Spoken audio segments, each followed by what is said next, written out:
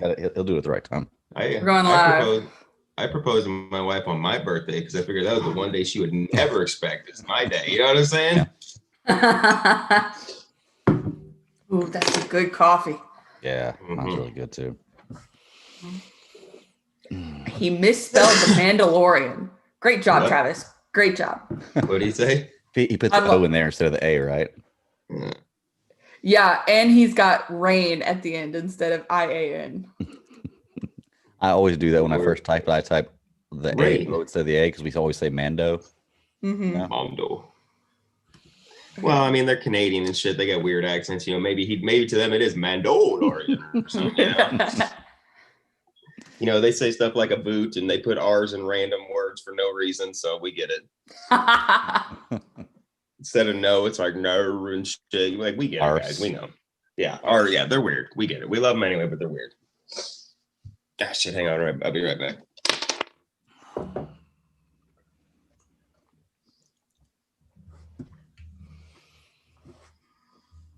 Oh man. I'm like, so is it just me, or I thought the one word review thing was clever?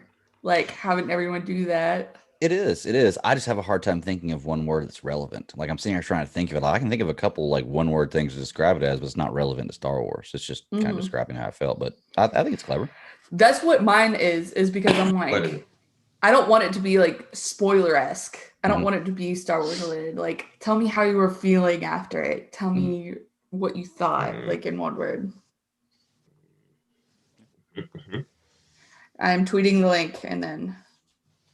Oh, Mr. Balga wanted to try to be on this episode. Am I wrong? He said he's going to make it for episode the 5. Tano. Yeah, the Tano episode. Yeah.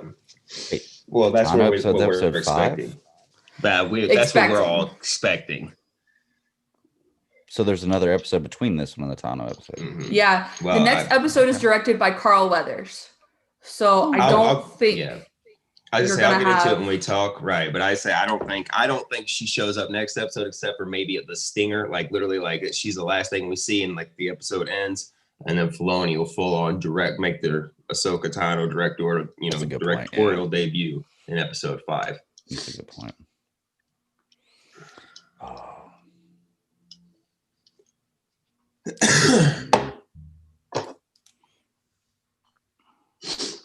Is it spoiler if I go ahead and use the Bo-Katan gif in my tweet?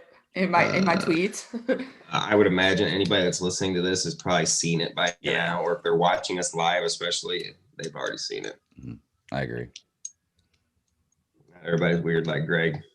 Right. There's already gifs on Twitter, so I'm like. Right, and I don't think fucking account. Yeah, go ahead. Sorry. I don't think the average person will be able to look at that helmet and know who it was anyway, unless you were deep into Star Wars lore. And if you are, you know she's coming.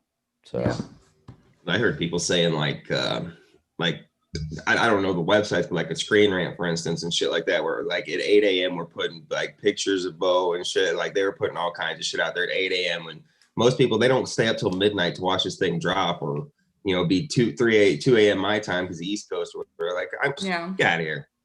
Yeah. Get off your spoiler shit. But okay, y'all ready? Yeah. Yes. Let's do it. Okay. And 3, 2, 1. Hello, everyone, and welcome back to another episode of the Star Wars Alliance podcast, your home on the Geek Ultimate Alliance podcast network for all things Star Wars. I'm one of your hosts, Katie Gilshop, and with me, as always, Nathan. Nathan, how are you doing? I'm doing good. How's everybody doing today? Very excited, ready to talk this episode. And with us today, we've got Greg from the DC Alliance and Superhero Discussions and Super Civil Service podcasts. Greg, how are you doing? Doing fantastic. I love your intro. I love the hello. I love that every time. It's like, that's awesome. Yeah. Matt makes fun of me all the time for it. He's like, he'll like copy me, and I'm like, this is just what I do. It's exciting. Yeah, I love it. Thanks for having me, though. It's awesome time. Thank you. We are here for exactly. It's fun time. Mando in the morning, good Mando morning, whatever you want to call it. We're here with our coffee, Mando and muffins. I forgot to ask you, do I need to be recording my own audio? No, you're good. I never do. Yeah. You know me, Greg. I do the bare minimal work possible just to get out here. You know this. Yes, he does, but it's okay. But he's here. That's right. He But I'm is here. here. That's what matters. We started at like 10. I forgot to take my notes for editing.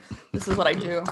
You're like me. You do it old school. You have a notebook right beside you the whole time you're writing. Everybody picks on me for not typing stuff up, but I'm old school. I do, but at the same time, I'm like, this is just easy, and then I can go back and look, and I don't have to go search.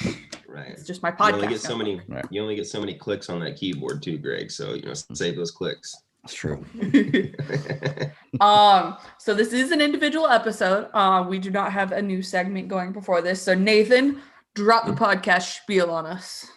I'm gonna try to tighten it up and make it easier. Part of the Geek Ultimate.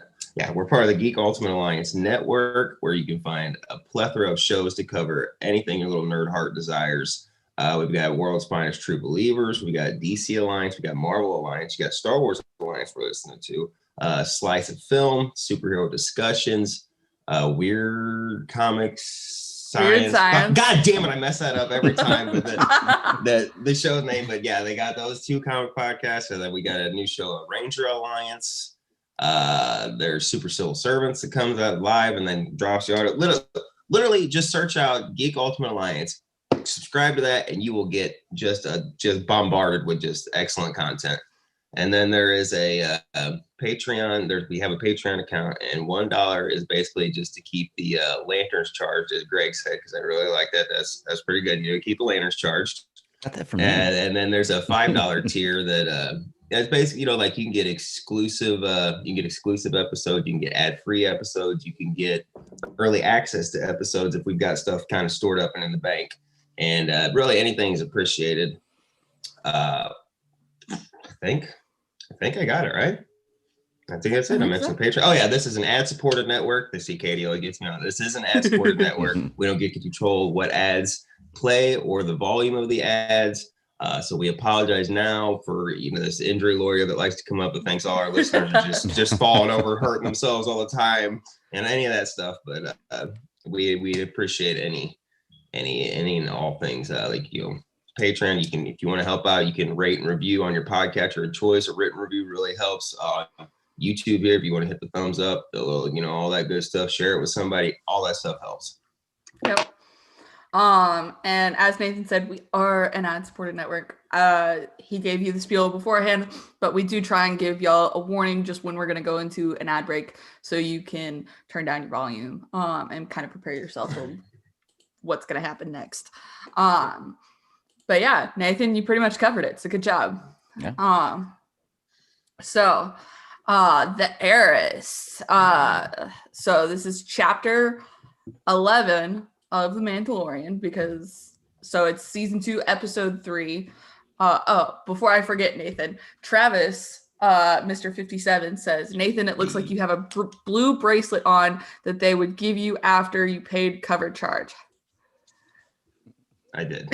There was my brother-in-law's uncle died, and they had a benefit for him and stuff, and so it was like they were trying to get all its shit costs and all that. So there was auctions and all that stuff, and that's where I proceeded to, as in the immortal words of Rick Sanchez, get riggedy fucking wrecked last night, and it was just bad. But yes.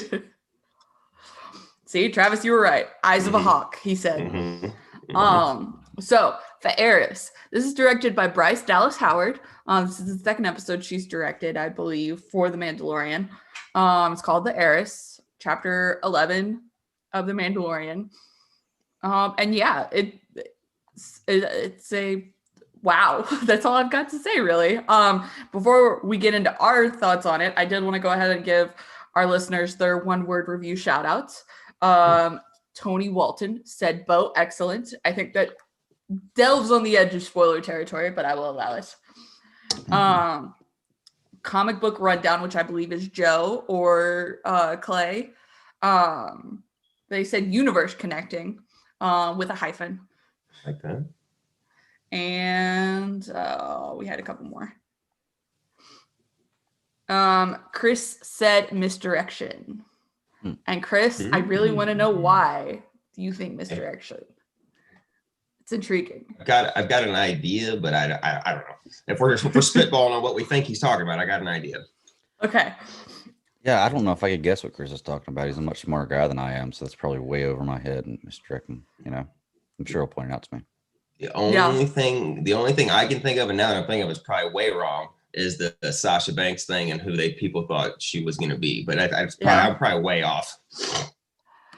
So Nathan, give us your one-word review, thought, feeling after seeing this episode, and then give us a kind of summary of what you were thinking.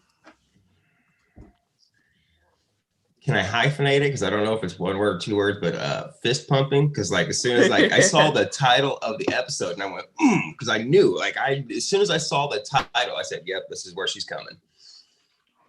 That's allowed. Yeah. Mm-hmm. Greg, what do you got? I'm gonna say Bolicious. Because I'm digging Bo-Katan in this episode, the look, everything about it, the character's attitude. Yeah, Katie Sackhoff. It's just Bolicious. That's how I say. So I'm gonna go with fascinating, because this episode just had me on the edge of my seat the entire time. And that is probably a very good point. We probably did forget this does have spoilers for the Heiress in it part of the conversation at the beginning, but oh well. Yes. You're here. Merry Christmas. I first of all, I thought the introduction for Bo was great placement. It really worked out that how she came in and rescued him, that's how I thought it was going to happen, with the Mandalorain covert that he was looking for. I thought it was a great introduction and really worked out. What did y'all think? I think that there's a lot on top of all the just cool fist pumping action in this episode, which by the way, Bryce Dallas Howard, for only her second time directing, I do believe. What a hell of a difference between season 1, her episode, which was basically all connecting in the character moments, to this one, not only having that, but some badass action. Bravo, Bryce. She's, you know what I'm saying, she can do more than one thing, which I don't know. Like I said, I was shocked when I found out she did this episode because the action was so different from her last one, but really well done. I lost my fucking train of thought. Damn it. But like I said, this whole episode, I just loved it. I loved how everything started, from point A to point B. And like you said, the introduction of Bo, it all felt like it flowed seamlessly. Nothing felt like it was shoved in there. Nothing felt like they were trying to force connection and stuff. I'd like to give a shout out to the Imperial officer, the only one we've ever seen with a tan in the Star Wars universe. Because that was interesting. He's just nice and tan and golden, and everybody else is all white. But I really, man, Katie Sackhoff's armor, the Bo-Katan armor, looks like it was pulled directly from Clone Wars and Rebels. It looked from animation to live action, wow, how down to her hairstyle, the weird little crown thing. It was perfect. They did her perfect. As soon as I saw that owl helmet, I was like, yeah. Yeah, that was one of the moments you knew right away. Like I said, I saw the title of the episode and I immediately fist pumped because the Heiress, and that maybe the misdirect Chris was talking about, I was thinking maybe that was where Sophie, whatever, Heiress. No, I immediately thought of Bo because with seeing the Darksaber last time, we know the Night of 1,000 Tears or whatever, somehow she lost Mandalore. So she is the Heiress. She is the ruler. You know what I mean? She was the last one to have it. So I guess as soon as I saw the title, I was like, oh. And shout out to Mon Calamar. The Mon Calamar, we went there and saw the Mon Cals. That was actually, we saw it also in Clone Wars, but it was really cool to go there and kind of get a surface look and see all those Akbars up there. So the planet that they're on is a moon of Trask. It's not Mon Calamar. Really?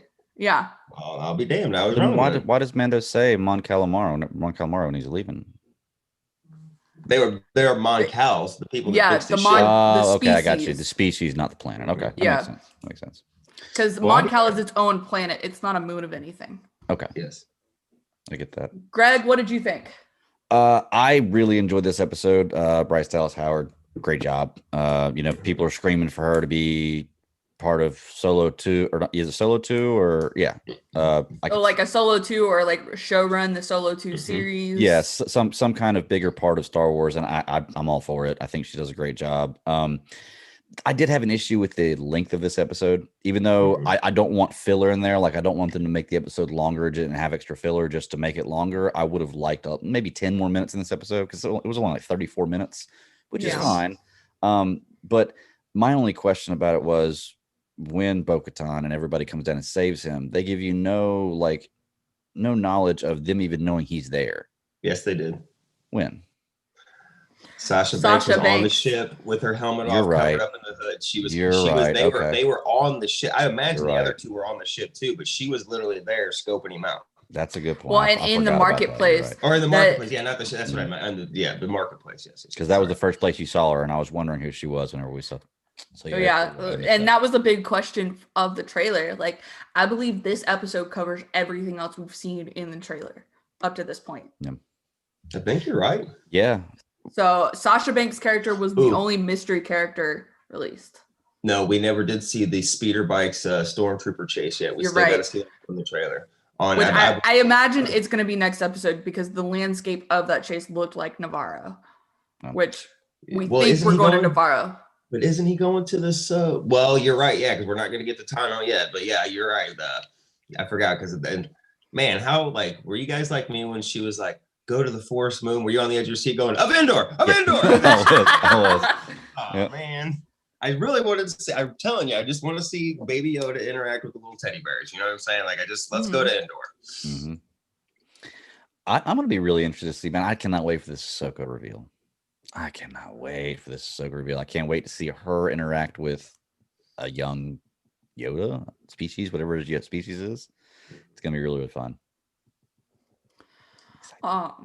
Yeah, that should be really interesting. But in this episode, so first things first, like, there is a little bit of controversy right now, and I know y'all are guys, but as a female, I wanted to go ahead and talk about this.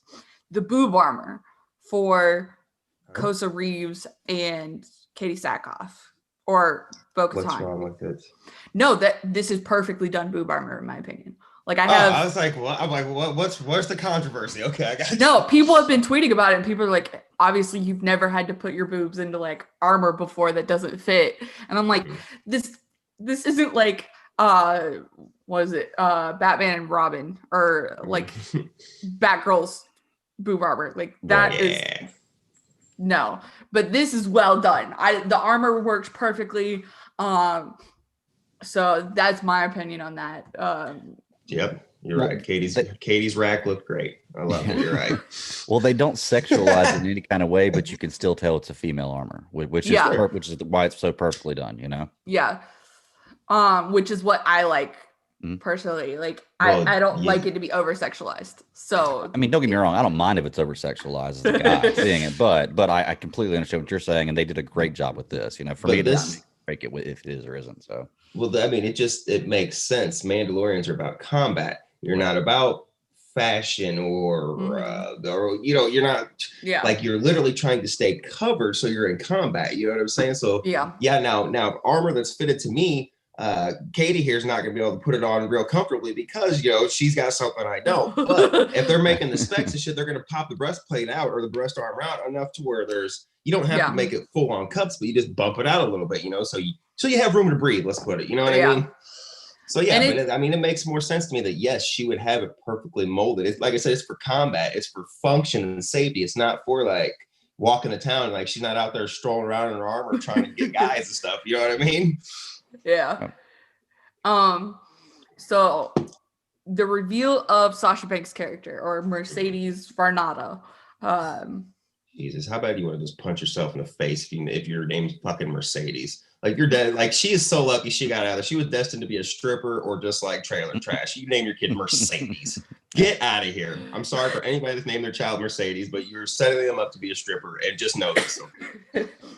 Yeah, I deliver mail. I see a ton of crazy ass names every day. People come up with some really weird stuff to try to be unique that ends up being really just kind of wow. Well, anyways, squirrel. So everyone kind of thought that she was going to be Sabine. Yes, including myself. Yep. And it turns out she's an original Mandalorian. Her name is Casca Reeves. And I thought she did a great job. Very So did I. charismatic.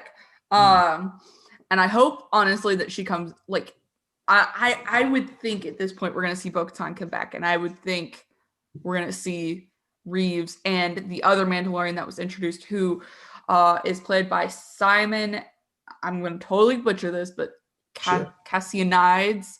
And his Mandalorian name is Axe Wolves. And apparently he was named by George Lucas on one of George Lucas's visits to set. When he came to visit the set. That's awesome. What When he was Baby Yoda holding, the stuff. Oh, that's awesome. I'm glad George was involved.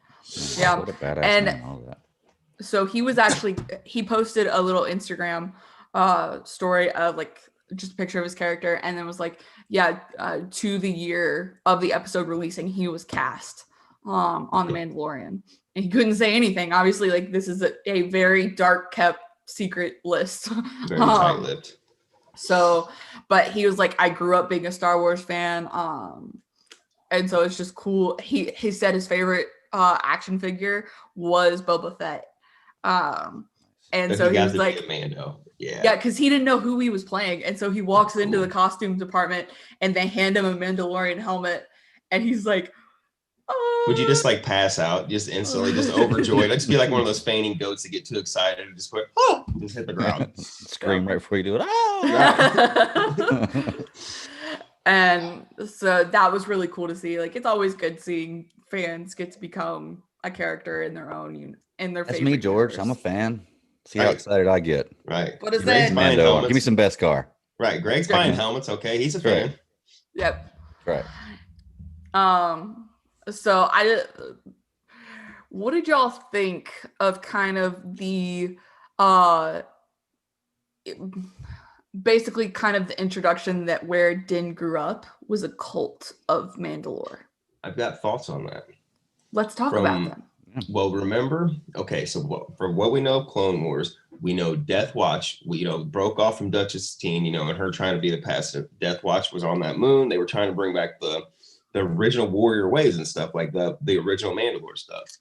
We know in the flashback, he was saved by Death Watch. Like, that's who come and took the battle droids out. And he was saved from that. We saw the Death Watch insignia. So like we fast forward, and what does Bo tell him there? Because whenever they pull the helmets off, and he's ready to draw on them, like his hand immediately goes to over his gun, and he's ready to draw on these three because that's not what he grew up.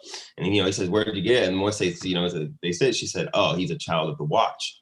Well, Bo might have broke off from Death Watch and stuff, and it might have found out, but like it made it sound like what they say, like somebody broke off in like a religious zealot or whatever. So, yeah. My theory is that after Death Watch kind of fell apart, there was probably some people that didn't want to let it go, and start their own thing. And this is where he came from. Because I think it's very specific. She said, you're a child of the Watch. You know what I mean? And Death Watch saved him and stuff. So I think just like you get in real life, you get real extreme pieces of religion and things that dog like off of stuff. Like I kind of think that's what they're going for.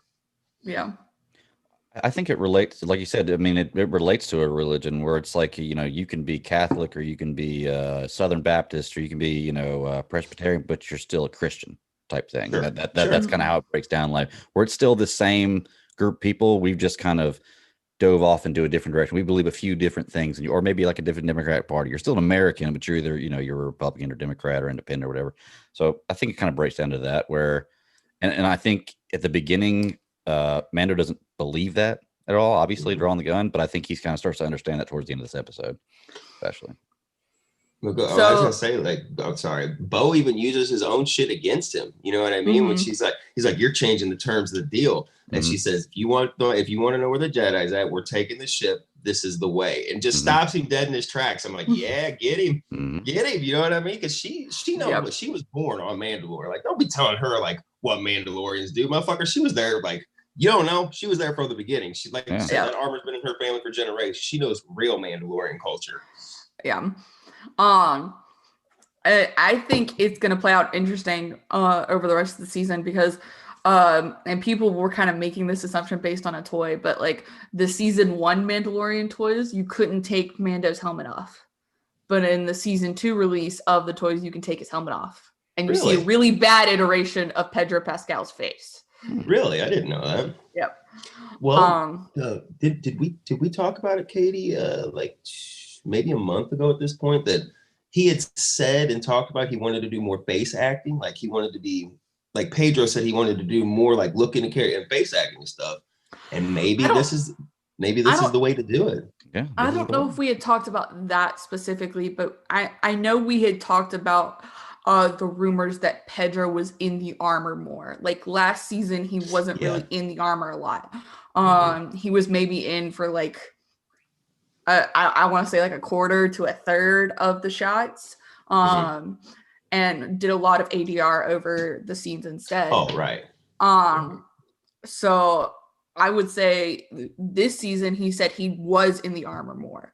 So it's possible that we are going to see him take off the helmet and kind of begin to accept himself as not just a living embodiment of Mandalore, but kind of accept, okay, he can live his own life and kind of not be attached to it. I'm interested to see if the armor comes back and maybe we get that's maybe why he goes back to Navarro to find the armorer and have that confrontation. Which is a great point.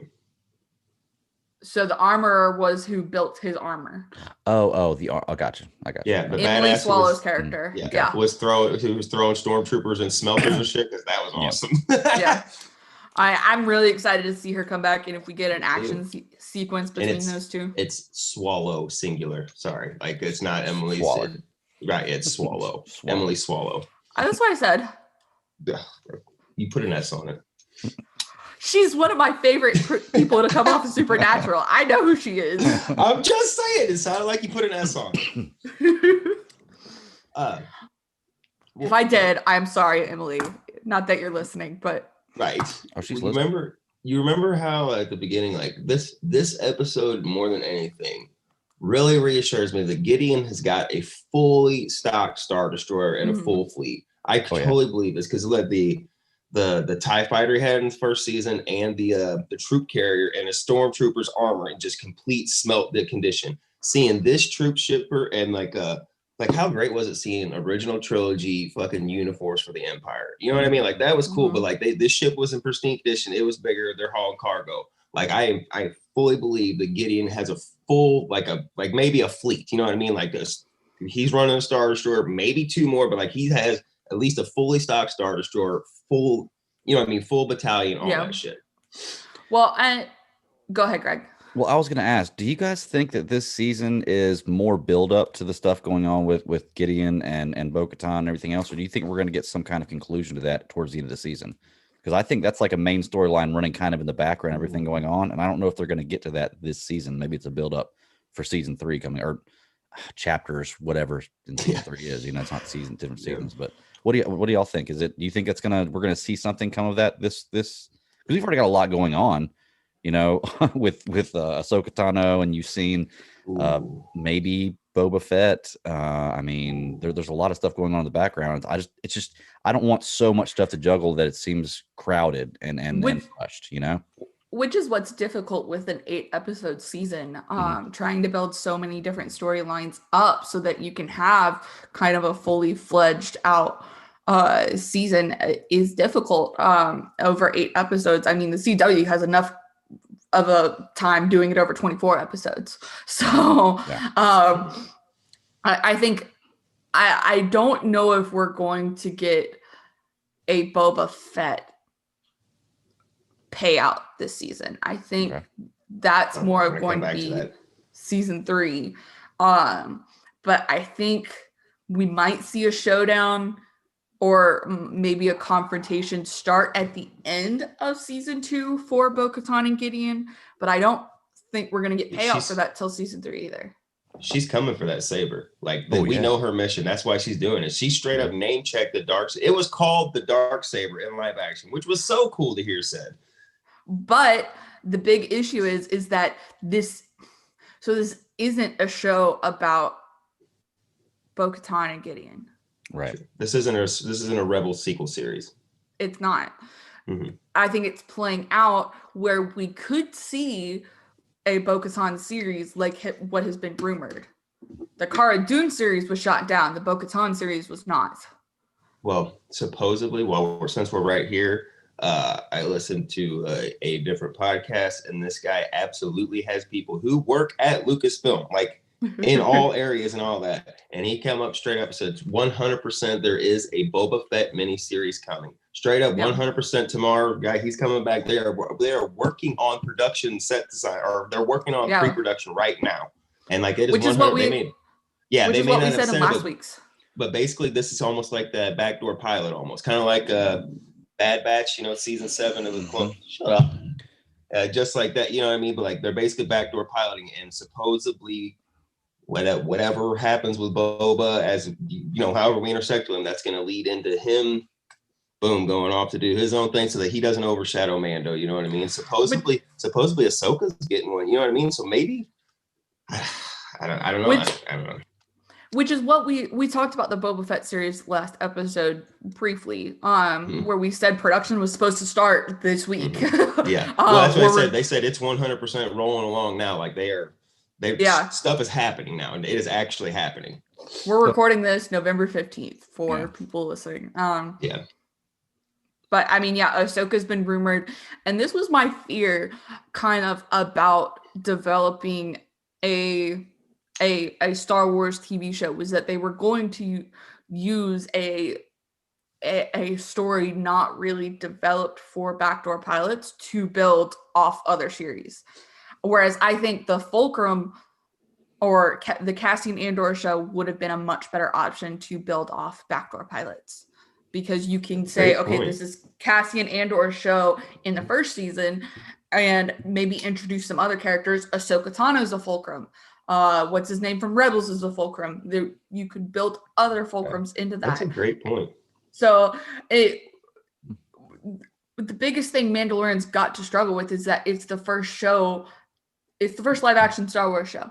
So they're trying to use it to kind of gauge people's reactions to these characters, but at the same time, you're trying to build off your own show. And I think that's one thing that Mandalorian is going to struggle with the rest of the season, is that we've got a Boba Fett introduction here.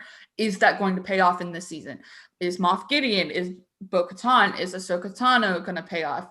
Is the Rebel sequel series going to pay off that we're supposedly going to get a backdoor pilot for in episode 5? I don't want this show to be the Tony Stark of the MCU, if you know what I'm saying, where everything's got to connect and it's all got to go. You know what I mean? Like how every villain's created by Tony, whether he fell asleep in a meeting somehow, like the villain comes in, he hates Tony. But anyway, like I don't want the Mando to be that where everything's got to tie to like Rebels. You know what I mean? Because it does seem like, and I get that. Of course, Disney's going to push Rebels. That was their baby. They're not. And yes, there's some Clone Wars connection stuff too, but of course they're going to push Rebels. And Dave Filoni was on that. And if they're going to make connections, they're going to do it to their Star Wars. You know what I mean? Yeah, the other stuff's there for the groundwork, but they're going to do it for theirs. So like, it does make sense, but I don't want it to all come back like, oh, remember that loose end we had in Rebels? Let's bring it back in Mando. You know what I mean? Yeah. Like, I'm fearful of that, but at the same time, like I know Jon Favreau is like, he's smart, and he doesn't, because obviously like I don't feel so far that anything's been shoehorned in this. Like to me, so far it all feels natural. But as Katie was saying, like the more you go and the more you do, does it feel more and more, like kind of boxed in, or will it feel shoehorned? But like, right, like I said, I don't want a Tony Stark MC. I don't want everything to have to go back to Rebels. And like Katie said, like, wait a minute. So there was these kind of little storylines. So now I need to go back and get this to kind of understand here, because they're trying to clean it up. I don't want that. I'm not saying they're going to do that, but I don't want them to do that. I'm fearful of that. I'm looking at it with the scope of Favreau and Filoni are involved. I haven't been disappointed with anything these guys have given me Star Wars yet, especially Filoni. Like anything that he has his hands involved with that I've seen or heard Star Wars, I've ended up really enjoying it. There may have been times where I thought that it wasn't going in the right direction, but it ended up surprising me. So I'm going to go with the mindset of, as long as he's still involved, they have my complete faith in what's going forward. I haven't been disappointed yet. What do you think? Yeah, and that's a good point. My main fear is that you kind of in season 1, you've got these little building blocks going through the first 6 episodes. Yes. And then in the last 2 episodes, it's bang bang. Mm-hmm. And this episode was great. I'm not saying that it's not, but my big fear is you've only got 8 episodes. And there's only so much content you can put into them, especially if you're going to vary the episode lengths. So I just don't want another. I want another Bang Things episode 7 and episode 8 of season 2, but I don't want that to be the big storytelling elements. Right. I want it interspersed. So like with Game of Thrones, you always knew episode 9 was going to be your shit show battle of whatever kind of thing it was. And so you don't want to expect that where you're like, oh, well, let's get all this stuff. And then we know 8 and 9, like, hold on to your asses. But like you said, I'd rather it be, like what if we're watching next week, episode 4, and all of a sudden like our faces melt off because there's so much action stuff. We go, whoa, what happened? I would rather be surprised and not I agree with you is what I'm saying. Yeah. And this episode was great in terms of story development and character development. I think it's the first one that's really met that balance where we challenged the Mandalorian, Din Djarin, to really think about who he is and why he's doing what he's doing, but also building the story. But at the same time, when are we going to get the story payoff? So, like I said, costume production, even down to the blaster the Mandalorians were using, the sounds and the look, spot on, like pulled right out of Rebels. Like production team, bravo, because even the little details, the scratches on Bo's helmet were the same as you could see in Rebels and stuff. Like, bravo. I gotta say too, talking about visual effects and everything we're doing with this show, or just the way things look. Mando's letting the Razor Crest get a little torn up now, man. It's starting to look like my truck. Spider webs and Slim Jim wrappers and everything just laying around everywhere. Like, I don't know what's going on with that. Like, I get that. Which is why I think he's also going to go back to Navarro, is because that's kind of been his base of operations, as well as kind of pick up the armor and kind of question his heritage. So he could go back to Tatooine because he's really likes that Amy Sedaki's character and her boss. Like she's been fixing his ship up a lot. You know what I mean? Yeah, but he's got to get it back there. Go back there. He's got to get it back there. Those guys at that's true. Didn't do a very good job for 1,000 credits. I loved at the end. He walks in, they're just like fishing net and shit looking around. He's like, oh God. That was hilarious. You know what I mean? Oh yeah. I'm trying to. Sorry, go ahead, Greg. No. I'm actually, while you're thinking, Greg, let's take a quick ad break and come back. There you go. Good point. Forgot all about ad breaks. And 3, 2, 1. And we're back. Thanks for listening to the ad, guys, as I hit myself in the face with my pen. Okay, Greg, I know I probably didn't give you enough time to think just now, but... No, I did, but I'm just trying to think of different things about the show that I want to talk about. I thought it was... I love Baby Yoda's reactions to everything. Like at the very end, whenever there's that octopus squid looking creature or whatever trying up, and it gets down on him, and then like Bando grabs it real quick and just the laugh. Like that's what a child would do. Like not knowing they were just about to die. That's exactly what a child would do, just laugh at it. And speaking of which, though, I'm really frustrated with how they're treating Baby Yoda like a pet. They even call him a pet a number of times. Yeah. And so that's really starting to perturb me because we know he's more powerful than that. The pet thing, that was the core and just being dicks. Like, oh, we're gonna call your pet. True. And the Mandos, that was just them being dicks to try to get under his skin. Like, because he's like, there's nothing like that. You know what I mean? Like, I don't know. Can I be honest about Baby Yoda? While I love the look and it was cool, especially in the first season. Oh, Baby Yoda's so cute. I'm kind of ready to be done with Baby Yoda. Like, I think that we could have him complete his mission and get Baby Yoda to wherever it's supposed to go, or the child, I'll say, to wherever it's supposed to go, and then continue on with the Mandalorian without the child. And I think it'd be a fun story. I think that's the goal. I do think that's the goal. I'm gonna quote this theory from Geeky Waffle, who's another podcast. Yes. They do all sorts of things, but she said she had a theory and was like, if you want the theory, DM me, because it was like Friday and she didn't want to publicly spoil anything. So the theory is hit me. Episode 5, or whenever Ahsoka appears, Ezra will be with Ahsoka because it will be after Ahsoka went with Sabine to look for him. She wouldn't just be living on a moon if she didn't find him. Ezra never joined Luke. Ahsoka and Ezra will teach Baby Yoda how to be a Grey Jedi. I like that, but Yeah, good. Yeah, but why is Ezra, if even Ahsoka, okay, Ahsoka, I am no Jedi. Fine. Ezra, straight up Jedi. Why is he not helping Luke? Why did he not come back and help build the academy, rebuild the Jedi and stuff like that? That I would rather him still be out in the chaos with Thrawn and like him realizing that Thrawn and the Chiss need his help and need the Jedi's help more than the guy. Like he did what he could. You know what I'm saying? That's just me personally, because I'm gonna have a problem if they're just kicking back on this Force moon, just whittling sticks and shit, and like, oh, Luke, yeah, he's got this shit. Let him have it. Oh, they need a new Republic. They'll get that shit fine.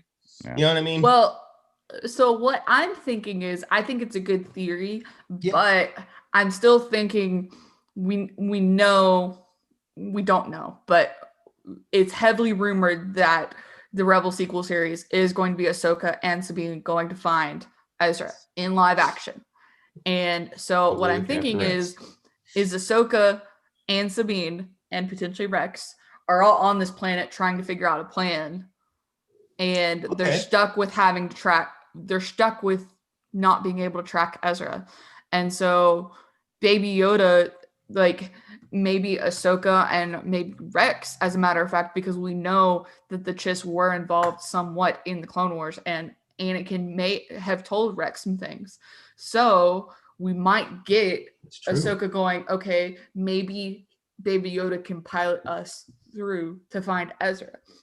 Well, and then Baby Yoda joins the sequel series. That theory kind of goes to shit too, because she could do that. Because remember, in Alliances, Thrawn had Vader do the same thing, full on Vader jumping through hyperspace because their nav computer was down. He did this. He walked him through how the Chiss children do it, the other navigators, and Vader did it. So Ahsoka could do that herself if we were using that. Yeah, you did. Greg gets that reference. My thing with that is that Thrawn was actually there to teach Vader how to do it. Okay, to walk him through that. Okay. Whereas Baby Yoda, he's in the infant stages of Yoda's species, because we know Yoda lives for 900 years. And so I would say there could be a longer lifespan, and he just may have died at 900. Yeah. So I would say 50 years old, you're probably looking at this as the infant stage, and obviously he can't talk and everything. So this is the infant stage or the child years. Mm-hmm. And so Ahsoka maybe is thinking, okay, we know for a fact that, or we don't know, but Thrawn had a child pilot him through the chaos. And so we might be able to teach Baby Yoda a little bit on how to do that. He might have more of a natural instinct for it. Okay. And he is very powerful in the Force. So I'll give you that like that. But saying, and that's the other side of that coin. Other side of that coin is Ahsoka's a powerful motherfucker too. So, but I agree, it could work. I totally see where you're coming from. That could totally make sense. I like these theories. The only issue I have with them is it doesn't make sense to me, because the Mandalorian was the first introduction to the child, right? There's been no. I'm not as up to date with the Legends material and all the reading and everything, but there's about to be a book, right, Katie? There's about to be a book on Mando coming out next December. Okay, yeah. See, that's what I thought. My only issue with that is if they can move forward and they say, okay, well, we're going to take him and he's going to be trained as a gray Jedi. You would have heard of that somewhere, especially in the Luke Skywalker era. You would have heard of that somewhere. I have a theory that it's actually more plausible that the child dies or gets killed somehow than becomes a gray Jedi. Because like I said, there is no record or no reading of anything of this Baby Yoda, and you would have heard of something like Rey, Leia, Chewie, Han, nobody. Right. Nobody whispers a word of this. And this child would have been like 75 at the time or whatever. You know what I mean? Luke, nobody even whispers it. That's why I don't think he's going to be a huge character going forward, just because of that. Because then you're shoehorning a character in, you have to go back and retro stuff back in. I just don't think they're going to do that. I do think he's going to be a big player in a galaxy far, far away.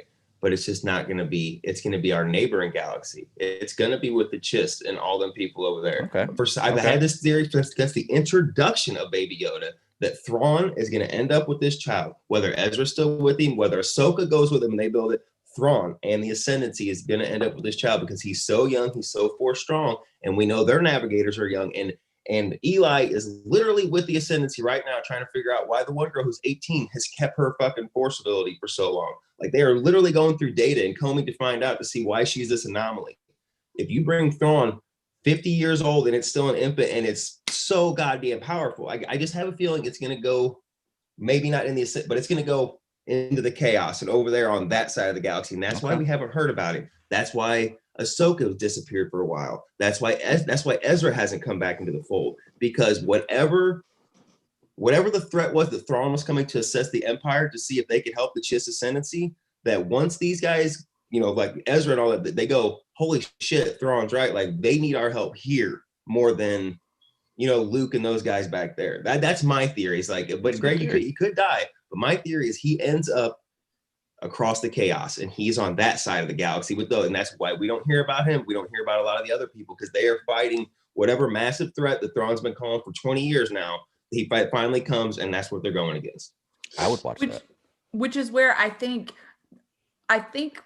maybe we will get some sort of introduction to the Yoda species, like, but I think it's going to come from the Chiss, because the Chiss had all this artwork and everything, and we know Zeb's family, like there were like colonists in the in the Republic area, but at the same time he had to travel outside into the Outer Rims through the chaos to get to where his homeworld was, where all the other they literally hid his world behind, like, you had to jump through like a perfectly in between two stars and shit to get, like it was perfectly hidden. So that's a good point too, Katie. They could do something like that for the Yoda homeworld or whatever. It could be something where if you don't know, you just don't know.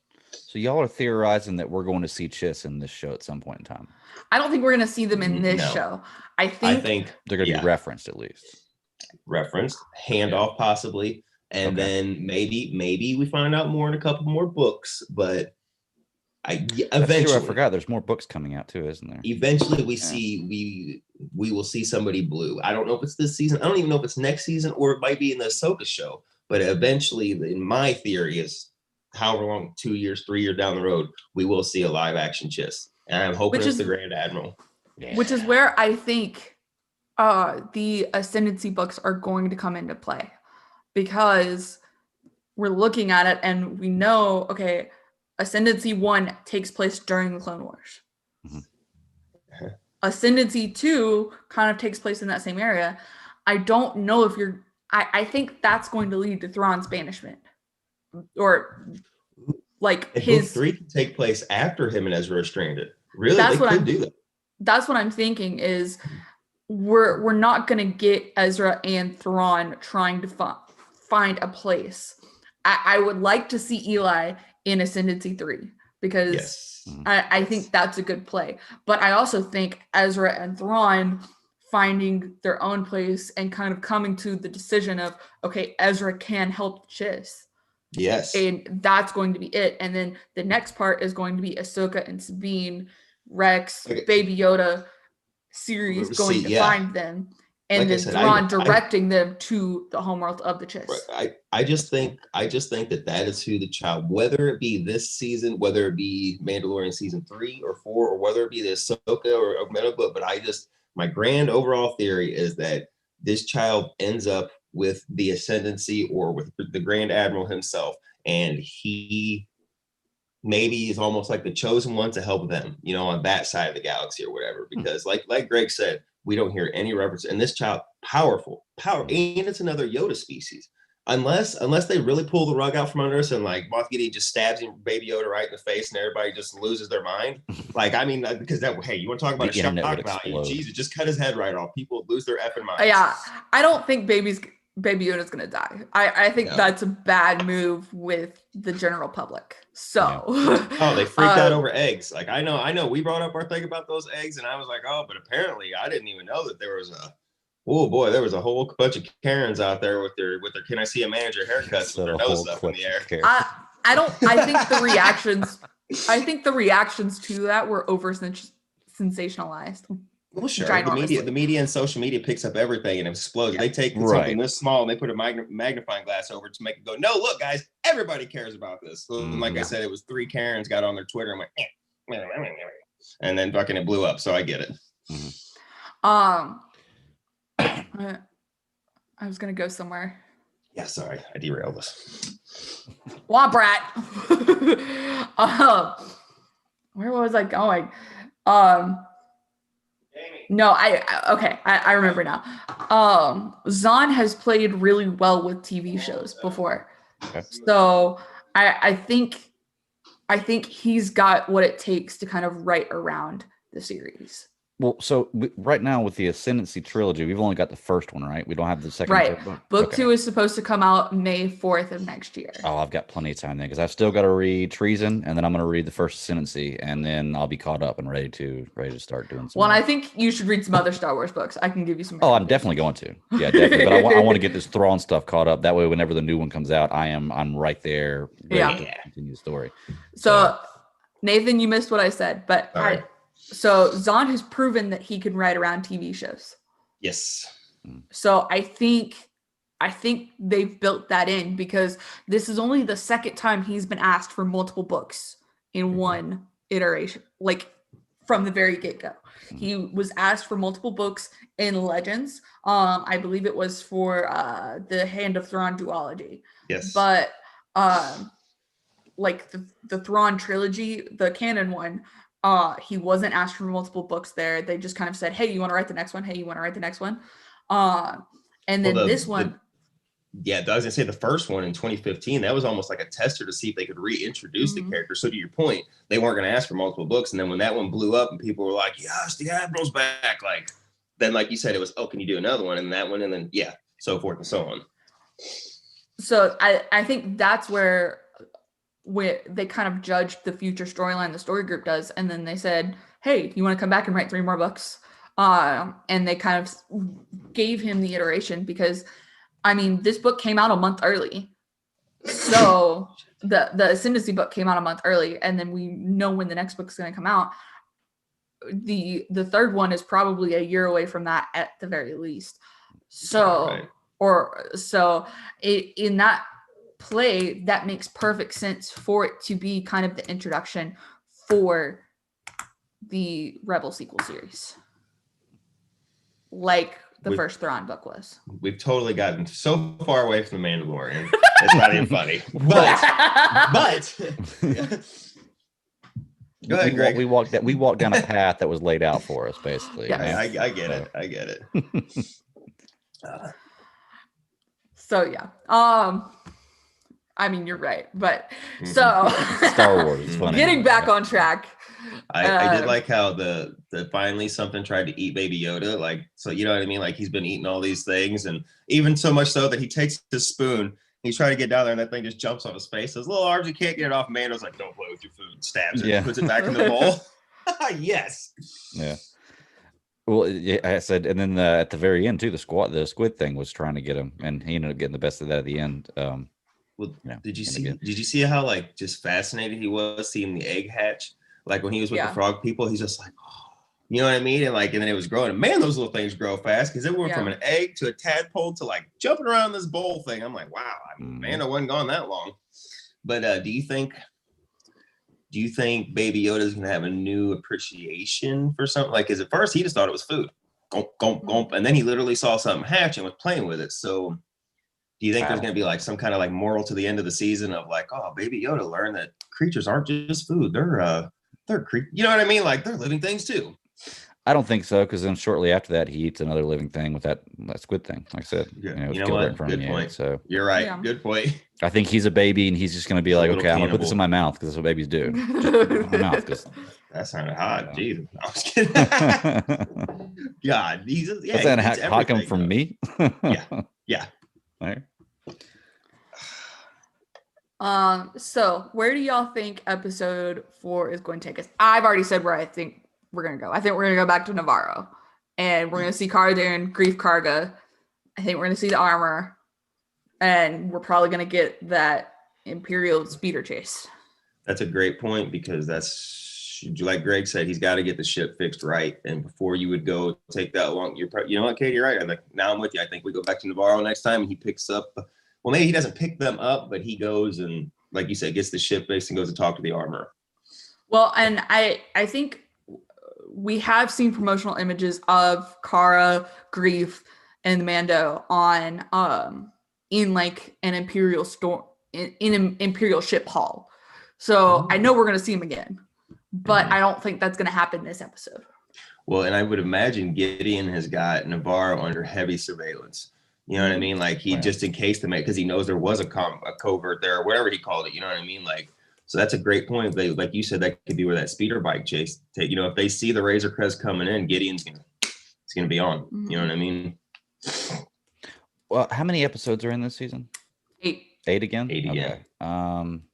And we're about to go into the 4th, so we'll be at halfway point. Yeah, I think you're right, Katie. I mean, you're usually pretty on point about these kind of things, and I really don't have a whole lot of knowledge about anything going forward with it. I'm just kind of watching and enjoying the show. So yeah, I could say that. I'd like to see that.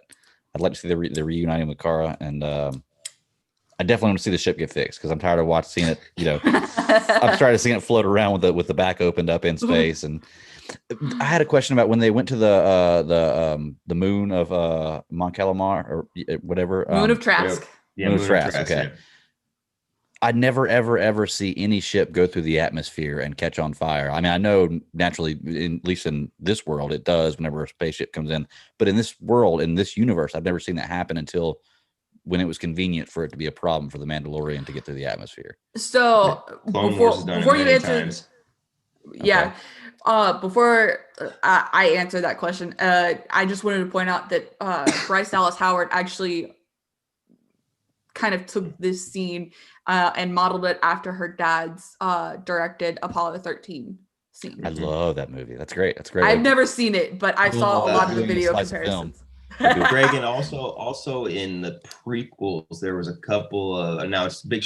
The Obi-Wan and Anakin trying to bring Palpatine in safely. The ship is in flames as they're crashing on Coruscant, as Obi-Wan and Anakin are trying to get out of there. But is it in flames because of coming to the atmosphere, because it was just messed up? No, because they were coming down through the it was messed up first, but it was falling, and Anakin was trying to steer the nose of it, and as they came in, it fucking flames and all that shit. Okay. Yeah, I think what you're dealing with is that Mando had kind of lost his shields at that point, or didn't have shields to full power, and so in a case where the ship's messed up, where we see that mainly in the Clone Wars, where the ship kind of catches on fire coming down.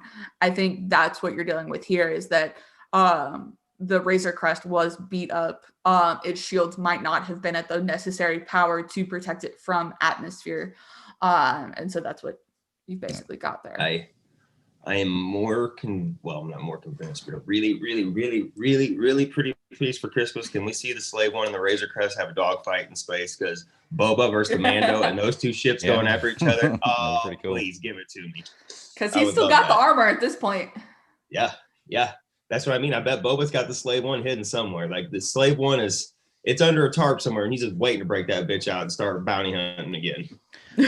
I've got to start keeping a tally of how many times Mando says it might get a little bumpy, because I think he said it like 4 times in this episode, like 3 last episode. I'm like, we get it. The ship's not running right. It's going to be bumpy. Oh, did you guys notice the nice little callback from, what was it, like episode 1? Episode 1.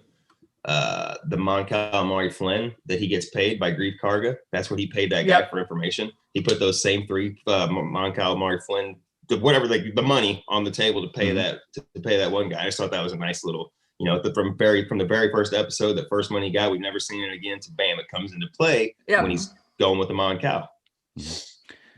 You know what we haven't talked about that I wanted to ask you guys about is the scene. We talked about the scene a little bit, but where he actually goes with the pirates to go. They're going to take him to go meet the men, and they trick him. They had him dead to rights.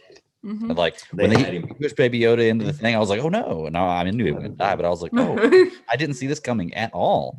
Like they had him dead. I mean, he was done. I think I had kind of caught, okay, there's going to be some sort of trap here, because when the Mon Cal, when he went over to the Quarren, said he's wearing Beskar.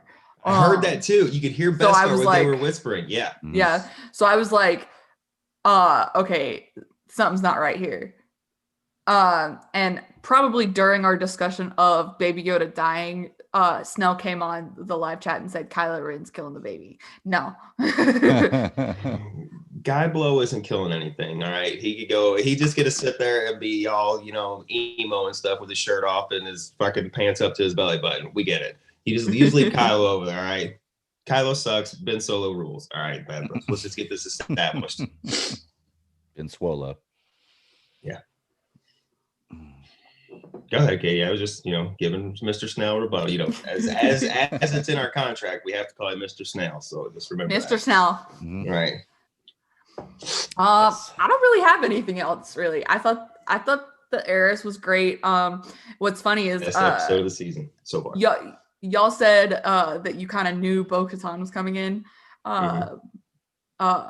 When Matt and I got up that morning to watch the episode, he got everything set up and kind of fast forward through it. So I didn't know what the title of the episode was until after. And like the promotional image on Disney Plus is Sasha Banks, like the shot from the trailer.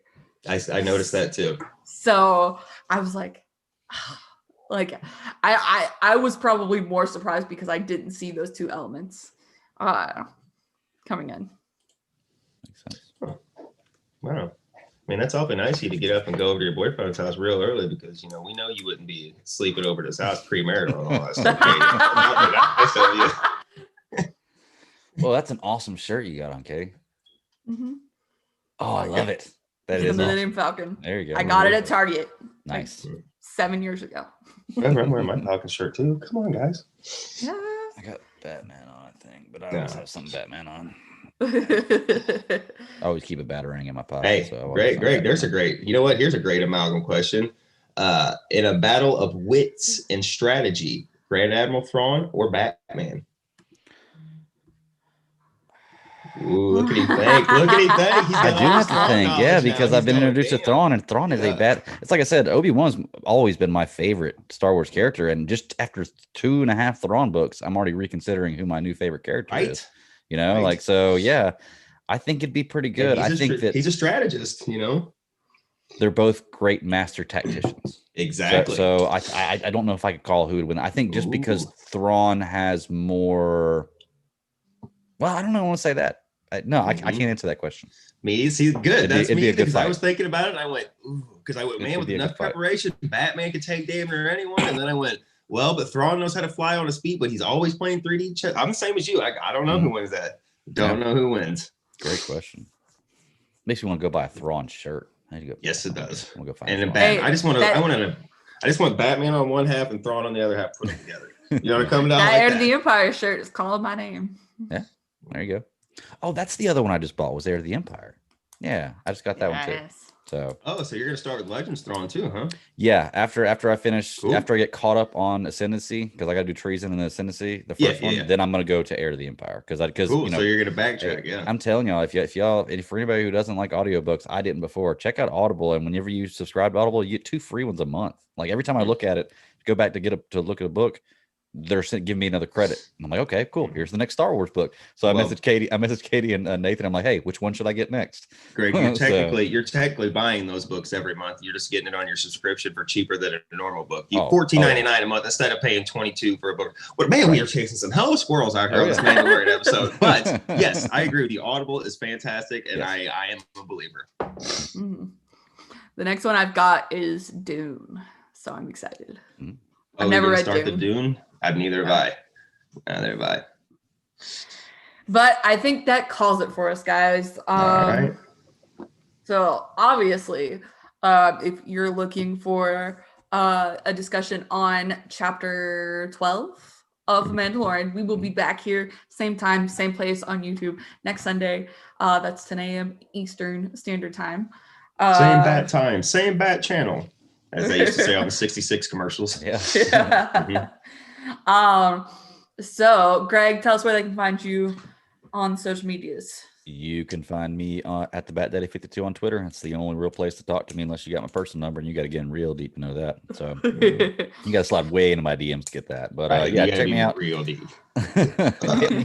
hit me up. I'll talk about just about anything. I like just about everything. Like there's not a whole lot I don't like. And then you can see me do a couple sports shows a couple times a week, Sundays after the games and Tuesday nights on YouTube. But the Bat Daddy 52, you can find all my information. I'm not going to go through the whole thing. It's a lot, but check me out. He's got it in his bio on the Twitter, and I'll leave the Geek Podcast links down below.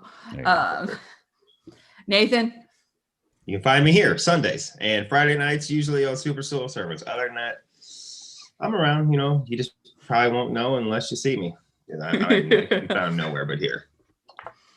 And you can find me on Twitter. Come talk to me about anything. It's at KGirlStrap13. This show you can find on Twitter at Star Wars Alliance without the A in the wars. And if you want to see me and Nathan talk about anything, just shoot us a DM, shoot us a tweet. We'll get it in. We're going to be talking about the holiday special this episode. So that will be. Does that come out Tuesday? Seems like the 17th, right? Yeah, I'm on vacation this week. Yep, get to watch it. By the way, Greg, I'm gonna be trying to slide into your recording tomorrow night. I was gonna say the 17th. Yeah, that's a big deal coming up. So, and so we will be talking about that. That will be next Monday at 6 p.m. Live on YouTube at this channel. So, and then my other show is Slice of Film. I will be talking about Borat this week. So nice. Very nice. The geek guys got you with that.